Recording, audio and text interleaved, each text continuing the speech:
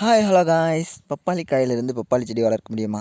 ஆமாங்க, பப்பாளி காயிலிருந்து பப்பாளி செடி வளர்க்க முடியும். ஈஸியாகவே வளர்க்கலாம். நீங்களும் கண்டிப்பாக இதை ட்ரை பண்ணி பார்க்கலாம். இந்த வீடியோவை ஸ்கிப் பண்ணாமல் பாருங்கள். அப்போ தான் நான் எப்படி வளர்த்தேன் அப்படின்றத தெரிஞ்சுக்கிட்டு நீங்களும் வளர்க்க முடியும். இந்த வீடியோக்குள்ளே போகிறதுக்கு முன்னாடி நீங்கள் நம்ம சேனலை இன்னும் சப்ஸ்கிரைப் பண்ணாமல் இருந்தீங்கன்னா கீழே உள்ள ரெட் கலர் சப்ஸ்கிரைப் பட்டனை சப்ஸ்கிரைப் பண்ணிவிட்டு பக்கத்தில் பெல் அதில் போட்டுருங்க. அப்போ தான் நான் போகிற ஒரு வீடியோவும் நோட்டிஃபிகேஷன் வந்துகிட்டே இருக்கும். ஃபஸ்ட்டு நான் இந்த மாதிரி ட்ரை பண்ணும்போது வந்து பார்த்திங்கன்னா ஒரு 6-7 டைம் ட்ரை பண்ணி பார்த்தேன். ட்ரை பண்ணி பார்த்ததில் வந்து ஒரு 4-5 பழம் பழுத்தே போயிடுச்சு. காயாக அறுத்து தான் நடவு செஞ்சேன், ஆனால் பழுத்து போயிடுச்சு. இருந்தாலும் நான் ட்ரை பண்ணிகிட்டே இருந்தேன். அப்போ தான் நான் தெரிஞ்சுக்கிட்டேன், சின்ன பழமாக அதாவது பப்பாளி காயை கொஞ்சம் சின்னதாக பிஞ்சாக இருக்கும் போதே நம்ம நடவு செஞ்சால் மட்டும்தான் அந்த தண்டிலிருந்து நம்மளுக்கு செடிகளும் வேர்களும் வருது. ஃபஸ்ட்டு எனக்கு ஒரு 20 நாள்லேயே வேர்கள் வர ஆரம்பிச்சிருச்சு. அப்புறம் வந்து பார்த்திங்கன்னா, சரி வளர்ந்துச்சு அப்படின்ட்டு திரும்பவும் வேறு இடத்துல நடவு செஞ்சால் வளரல. அதேமாதிரி திரும்ப இன்னொரு வாட்டி ட்ரை பண்ணும்போது தான் எனக்கு செடி நல்லாவே வளர்ந்தது. அதை நான் எப்படி வளர்த்தேன் அப்படின்றத நீங்கள் இந்த வீடியோவில் ஃபுல்லாக பாருங்கள். ஃபஸ்ட் நான் ஒரு சின்ன காயாக பார்த்து அறுத்து எடுத்துட்டேன். அது வந்து பார்த்திங்கன்னா, நீங்கள் தண்டோட அந்த காயோட கனு இருக்குங்க இல்லையா, அதோட கட் பண்ணி எடுத்துக்கங்க. அப்போ தான் அதில் தான் நம்ம நடவு செய்ய போகிறோம். அதில் நடவு செய்யும்போது தான் நம்மளுக்கு வேர்களோட செடியும் வளர ஆரம்பிக்கும். நம்ம விதை இல்லாமல் இந்த மாதிரி கூட ட்ரை பண்ணி பார்க்கலாம். கண்டிப்பாக நீங்களும் ட்ரை பண்ணி பாருங்கள். இதை நான் நடவு செய்ய ஃபஸ்ட்டு என்ன எடுத்துக்கிட்டேன்னா, கோகோபீட் தான் எடுத்திருக்கேன். மண்ணில் கண்டிப்பாக நடவு செய்யாதீங்க. அது ஒரே நாளில் ஈரம் காஞ்சு போயிடும். நீங்கள் கோகோபீட் யூஸ் பண்ணிங்கன்னா ஈரம் காத்துட்டு நல்லாவே செடி வளர ஆரம்பிக்கும். நீங்கள் எந்த பிளான்ட் நடறதா இருந்தாலும் கோகோபீட் யூஸ் பண்ணுங்கள். நான் கோகோபீட் தான் எப்பவுமே யூஸ் பண்ணுவேன். கோகோபீட்டும் மண்புழு உரம் இது 2 தான் மிக்சர் பண்ணி செய்வேன்.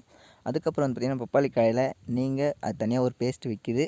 அந்த பேஸ்ட்டோட நேம் கமெண்ட் பாக்ஸ்லையும் இல்லை டிஸ்கிரிப்ஷன் பின் பண்ணி வைக்கிறேன். வேணுன்றவங்க கண்டிப்பாக பாருங்கள். எனக்கு சரியாக அந்த பேர் தெரியலை, நான் பின் பண்ணி வைக்கிறேன்.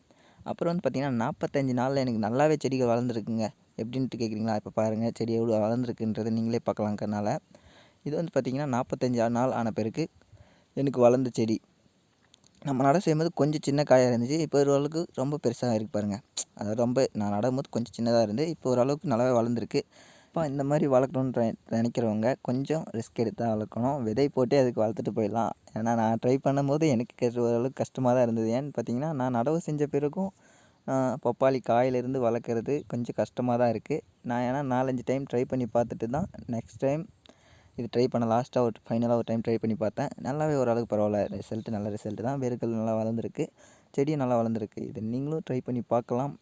வேறு என்ன இன்னும் இந்த மாதிரி காய்களை வச்சு செடிகள் வளர்க்க முடியும்னு நீங்கள் கமெண்ட் பாக்ஸில் கமெண்ட் பண்ணுங்கள். அதையும் நம்ம ட்ரை பண்ணி வீடியோவை போடுறோம். அதேமாதிரி என் ஃப்ரெண்டு கேட்டிருந்தான், பச்சை மிளகாவிலேருந்து வளர்த்தி அது எப்பறம் சீக்கிரமாக வளர்ந்துச்சா அப்படின்ட்டு கேட்டிருந்தான். கண்டிப்பாக சீக்கிரமாலாம் வளரல. அது ஒரு 6-7 டைம் ட்ரை பண்ணி பார்த்த பிறகு தான் அப்புறம் தான் வளர்ந்துச்சு. ஏன்னா இது எல்லாமே நான் ஃபஸ்ட் டைம் தான் ட்ரை பண்ணி பார்க்குறேன். இருந்தாலும் நான் ட்ரை பண்ணும்போது எனக்கு ஃபஸ்ட் டைம் ஃபெயிலியர் கிடைச்சாலும் 2வது டைம் நல்லா ரிசல்ட் கிடைக்குது. நீங்களும் கண்டிப்பாக இதுமாரி ட்ரை பண்ணி பாருங்கள். வேறு என்ன இந்த மாதிரி ட்ரை பண்ணி பார்க்கலாம் அப்படின்றதையும் கமெண்ட் பாக்ஸில் கமெண்ட் பண்ணுங்கள். நம்ம சேனலில் நிறைய இந்த மாதிரி வீடியோஸ் போட்டு வருது. கட்டிங்ஸ் மூலம் வளர்ப்பது எப்படி, ஒட்டு போகிறது அப்படின்ட்டு நிறைய வீடியோஸ் போட்டு வருது. அதோடைய லிங்க் பூரா டிஸ்கிரிப்ஷனில் பின் பண்ணி வைக்கிறேன். வேணுன்றவங்க கண்டிப்பாக போய் பாருங்கள். இப்போ வந்து பார்த்திங்கன்னா, இதை அப்படியே எடுத்துகிட்டு போய் நம்ம ஒரு இடத்த நடவு செஞ்சோம்னா போதும், நம்மளுக்கு பப்பாளி செடி நிறையா வளரும். குட்டை ரக பப்பாளி செடி வாங்கி வைக்கிறதுக்கு பதிலாக நீங்களே வீட்டிலே விதை போட்டு வளர்க்கலாம். குட்டை ரகமாக அது எப்படின்னு பார்த்தீங்கன்னா, நம்ம விதை போட்டு வளர்த்த செடியை ஒரு 3 to 4 மாதம் ஆன பிறகு அந்த அடித்தண்டில் நம்ம வந்து 1 இன்ச் அளவுக்கு லைட்டாக பொளந்து விட்டோம்னாவே போதும். அது அங்கேயே பெருத்து சின்னது அடியிலே, அதாவது ஒரு 3-4 அடியிலேருந்தே நம்மளுக்கு காய் கொடுக்க ஆரம்பிக்கும். நீங்கள் குட்டை ரக கன்று வாங்கி வைக்கணும்னு அவசியமே இல்லை. நாட்டு ரக கன்றில் கூட இதை நீங்கள் ட்ரை பண்ணி பார்க்கலாம்.